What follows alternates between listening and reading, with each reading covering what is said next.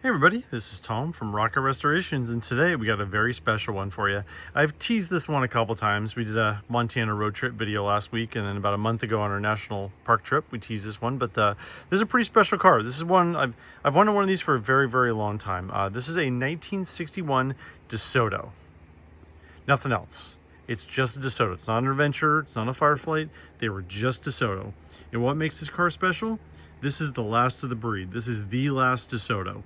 So for whatever reason, in 61, they decided to design, tool up, and make this car, and then they only made it for 3 months. Doesn't really make sense, does it? We'll get into that in a little bit. Let me give you the numbers here. So they started production at some point in the middle of August. I couldn't find the exact date for that, and they were only built until November 30th, 1960. They only made 3,034 of these cars. That's a pretty low production, isn't it? They just didn't sell that many of these things. They built 911 two-door hardtops, and they made 2,023 four-door hardtops. And that's the only way you get this car. It was a four-door hardtop, right there, no pillar, or a two-door hardtop. That was the only way they made these things. And as I said, they just didn't make them that long. Everybody kind of knew the writing was on the wall, and why they only made them for 3 months, I really don't know. My guess is they already had the styling done and probably had a bunch of the parts stamped out, ready to go. So they were basically like, well, let's make this thing till we're done, and after that, we'll just cancel it and, you know, move on. So, but there's a lot to that DeSoto story. So this car I bought it in Lusk, Wyoming.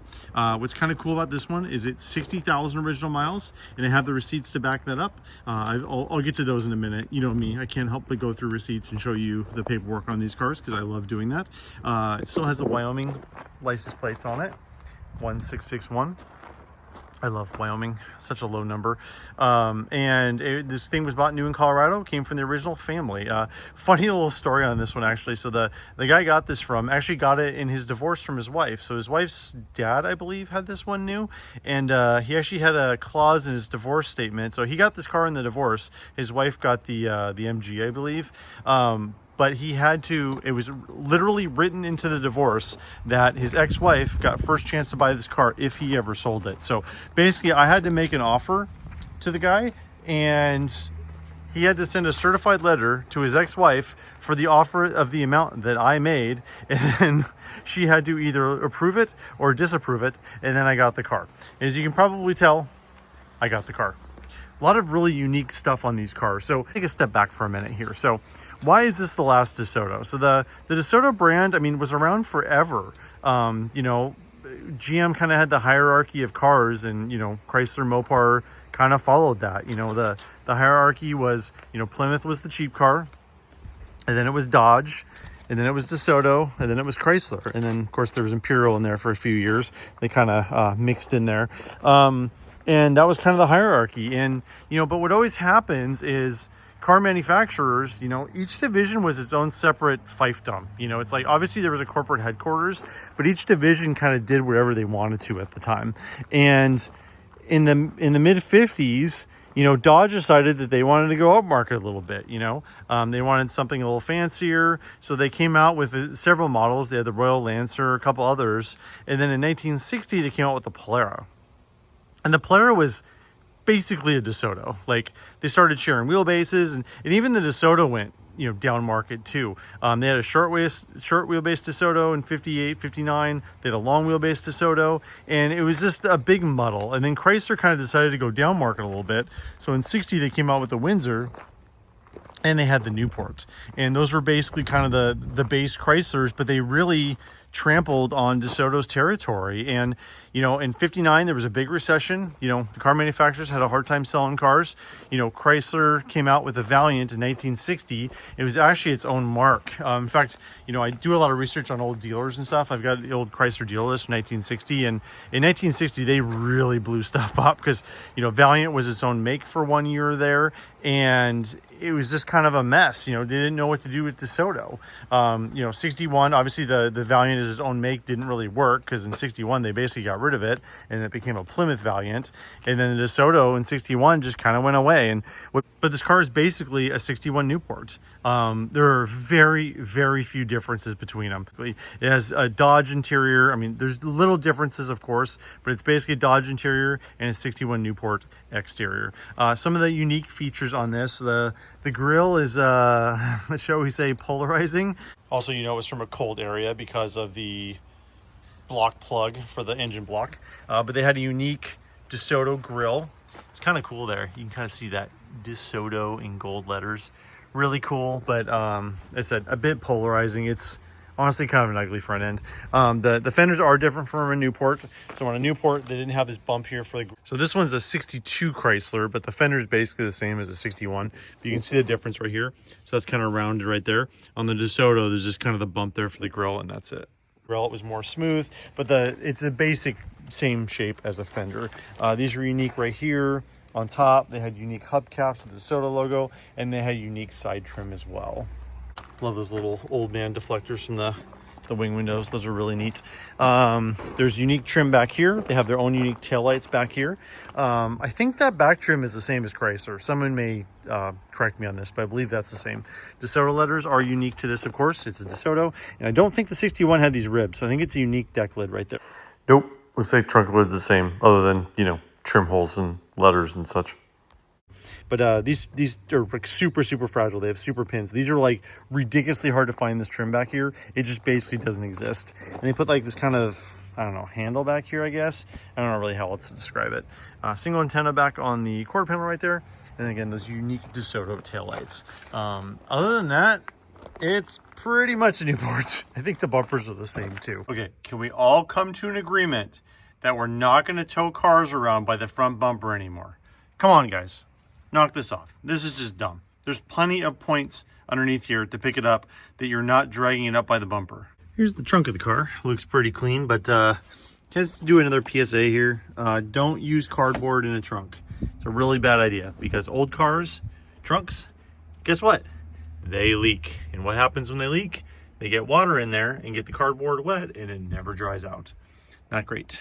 Jack instructions are over there. Looks like they were taped up at some point and they still fell off. Looks pretty solid underneath here. Looks pretty good. The interior is very Dodge.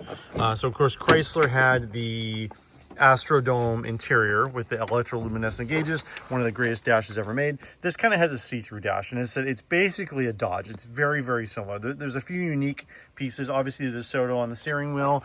I don't think Dodge had the turned aluminum dash. Really cool piece on this. Actually has Desoto keys on it, which is nice. I love the compass right there. And then Desoto on the radio and dash bezel, which all that stuff's the same. They just changed the logo on that basically. Really nice interior on this thing. Fortunately, it sat outside. Oh, there's Jamie's tripod mount. Basically sat outside in Wyoming for 15-20 years. It did bake the interior a little bit. You can see the radio bezel right there is kind of broken and gone, but really in pretty good shape. Also, if you want to see the revival part of this, I have a little bit of video from that, but the main revival, Jamie from Dead Dodge Garage filmed that.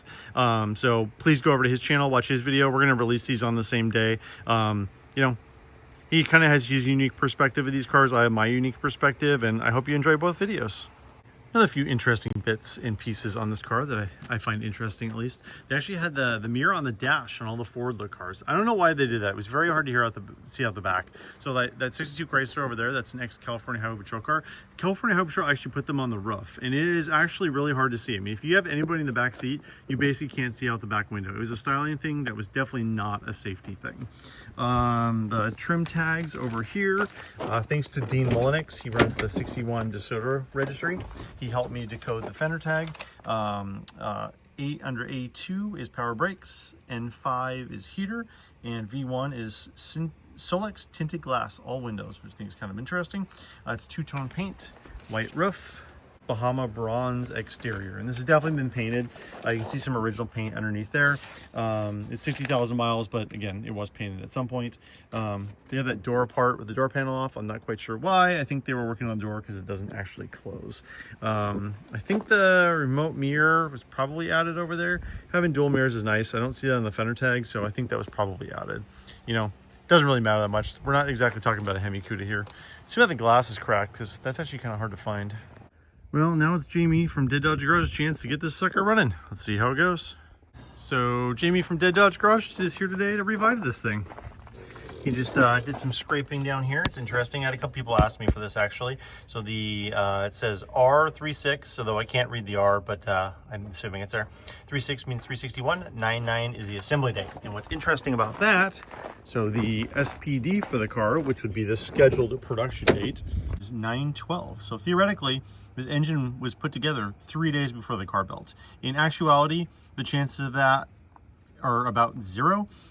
Just because that would be because these were assembled at the engine plant and then had to get shipped to the assembly plant. So my guess is this car was probably built a week or two late, because again, that's just scheduled production date. It's not the actual production date.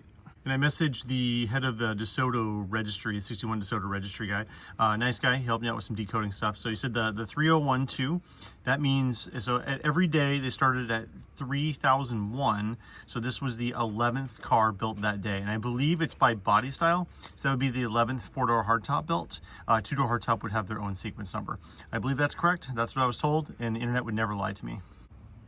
These have what's called an accordion power brake booster, at least that's what I call it. It makes it really, really hard to check fluid underneath there. So Jamie thinks the booster is actually frozen and not the master, but I'm thinking it's probably both. This has the single pot as well, so it's the pump and pray setup. I love Wyoming. 4-digit plates. Not sure what the 14 stands for. Last tabs are 96. She's been sitting a little while. Jamie's attempting to do some vacuuming because every time you fire these up, it's a dust cloud of mouse poop and walnuts and everything else, so this just makes it 10% less. Wow, it cranks. Doesn't sound fantastic, but it cranks. It runs, kind of. So under the hood here, we have a 361 two-barrel, which every Desoto came with. Looks like it's in pretty clean, pretty good condition. Has the accordion brake booster right here. Hey, I'm echoing when I talk. Echo, echo, echo, which makes it very hard to fill up the master cylinder. Actually has kind of a cool remote oil filter over here too. I don't think I've ever seen that particular one before. It's kind of an interesting design. And we've got the gas can, because we're not running off a gas tank. Gas tank actually looks empty. There's no fuel in it, but there's a lot of sediment in the bottom. So I'm definitely gonna pull that and clean it before we run it off the gas tank. And that'll be a project for another day. All right, well, Jamie got this thing fired up yesterday. Let's see how she does now. And Evan and Jamie rigged up this pretty cool fuel system, I don't know, a while ago. Basically, so it runs off right here. So we go off ignition power to run the fuel pump. That way the fuel pump, normally with the remote fuel pump, when we're trying to do this, you just put it off the battery terminal, so it'll be running all the time. But he's got it set up where it only runs when the key's on, which is nice because that way if you run an electric fuel pump all the time, you can flood a motor, and obviously that is not a good thing. This is a very old two-barrel carburetor. I believe this is a Stromberg, if I remember right. It has the vent bowl right there, so generally what I do is I'll put a little gas down there to fill up the bowl. That way the fuel pump's not struggling to fill up the bowl, and then dump a little down the carb and fire it up and see what happens. Looks like the motor is silver on this one, which I believe is correct. I always try to fill up the air horn, like on an Edelbrock or whatever. It's pretty easy to find those. And then dump a little bit down, and let's see what happens. Every time I sit in a car to start it, I sit down and then I remember that I left the keys in the trunk. I swear, every time. I swear I'm gonna get this thing cleaned out for the next video, but fortunately I have a lemons race I'm going to today that I have to leave to about half hour, so I'm trying to get the video done for today because I promised the people a video today, and when I promise something to the people, I follow through. All right, let's see what happens. Brakes feel super sketchy. Wow. There we go, she fired right up. Look at that.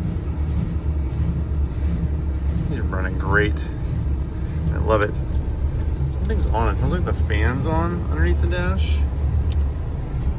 Yeah, unfortunately these are all frozen, which is pretty typical on these.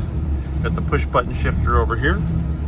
If you don't know how the e-brake actually does work on this thing, believe it or not, and I've broken lots of these, so there's actually a procedure to these on these forward look cars. And these, the emergency brake's actually on the back of the transmission, so there's a big drum on the back with shoes that expand. So you press it down for the e-brake and that works, and then you pull out and press down to get it off. Pretty easy. That thing right there is a washer bottle. Kind of a cool option on these. The remote mirror thing is down here. So you can see the mirror moving right there. Kind of neat. At least those cracks aren't too bad. At least they aren't in the field of vision. That's a definite mouse hole up there in the headliner, which is a little disappointing, but you know, can't have everything in this world. Still need to go through all the paperwork on this thing. We'll say it did have a dash pad at some point. It is probably burnt off. Hi, you can see me filming. Hi. And then the radio plate's also broken. Need to see if I can find one of those. I think that's the same as Dodge, so I don't think it's too hard to find. All right, let me close the hood so we can go for a little ride. Well, I can't believe that. She just literally just fired up and ran. Didn't have to mess with the choke or anything. Just had to kind of press the gas a few times. All right, so brakes are kind of pump and pray right now, so I'm not gonna count on those at all. Go into reverse. A little reluctant to go, and it immediately died. Perfect. And didn't like going into gear there. Let me keep the revs up. A lot of times, especially when they've been sitting for a while, the RPMs drop and they don't like that too much. Sometimes you can kind of feather the gas to give it a little accelerator pump. Also with no brakes, it's good to put it in neutral so you know, you don't run into stuff. We can hardly see out the windshield. It's pretty bad. I really need to clean this interior out. There's all this like gunk and film in here. When you're in a dry climate, that happens a lot. All right, let's see if the brakes work. Kinda, sorta, not really. Does have the e-brake at least. Definitely wouldn't take this on the street right now. Boy, I need to mow. The dandelions are getting out of control. By the way, I cannot believe how nice that mirror is. Look at the reflection of myself with a rubber glove and a phone in the mirror. It kind of stops when you hit the brake pedal. Wipers work. Wow. The fan's on too. I need to figure out how to turn that off. These are all stuck. I may just have to unplug that because I'm not sure what else to do. The compass facing north. Does the radio work? Remember, these are not transistor radios, they are tube radios. So you do have to let them warm up for a second to see if they work or not. It's not putting out any noise. So, oh, there we go. Did something. I don't know what that noise was. And of course that little triangle with the circle there, that's the Conelrad stations. That was like a nuclear bomb threat type thing. So if there was an emergency, you just turn your radio to that and it would tell you to go to a bomb shelter or something similar. Well, I turned the key off and the pedal came right back. So I'm assuming that vacuum booster is no good. And I'm really not sure how you're supposed to rebuild those vacuum brake boosters. They're honestly not a great design. I cannot believe how well this thing runs. It runs great. There's no smoke coming out of it or anything. It starts right up. So what's the next step on this thing? I think I'm gonna go ahead and pull the gas tank and figure out what's going on there. It definitely needs brakes, and oof, I might do a whole video on Mopar total contact brakes because I have a hate-hate relationship with those brakes. It's a typical example of, you know, something for Chrysler that the theory and engineering is really sound, but the execution not so much. Getting them adjusted and getting them to work correctly is kind of a nightmare. So I really hope the drums and shoes are okay. And if I just have to do wheel cylinders, brake hoses, and master, I'll be really, really lucky. Although you saw the master earlier, that's kind of a tough one to do. So, but yeah, I think that's the next step. So we're gonna pull the gas tank on this so we can run it off the tank, because I really don't like running it off those engine bay tanks. It's just a little sketchy and dangerous. Obviously can't drive it on the road that way. And then probably do the brakes next, because as I said, I've never done a video on doing total contact brakes on a Chrysler, and you're gonna get to dive into it with me, because they are not the most fun thing in the world to do. Not sure what I'm gonna do with this one, but it's definitely a funky, unique car that I really like. So I think we're gonna make it roadworthy next. Probably needs new tires. These are ancient and cracked and sunbaked, so that's probably on the menu too. So between gas tank, brakes, and tires, I think we'll have a car that we can drive down the road. Need a heater switch too. I gotta figure that out. I'm not sure what the part number is on that one. So all right, well, this is Tom from Rocket Restorations. I appreciate everybody for watching, and we'll talk to you guys soon.